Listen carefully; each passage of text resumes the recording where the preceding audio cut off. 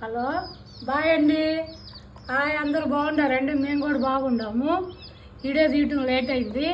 ఇగో చిన్న కోడి పిల్లలు తీసుకొచ్చామండి మా మనరాలు కావాలంటే.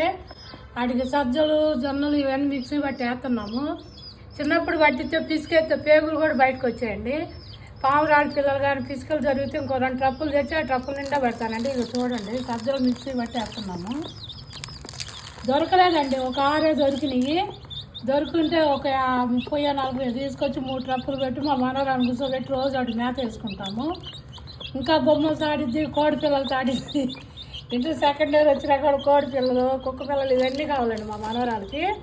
ముద్దుగా ఉండేయండి, చూడండి ఎంత బాగున్నాయో. అయ్యో మేత వేస్తుంటే తింటున్నాయి చూడండి. చిన్న పిల్లలు పాపం.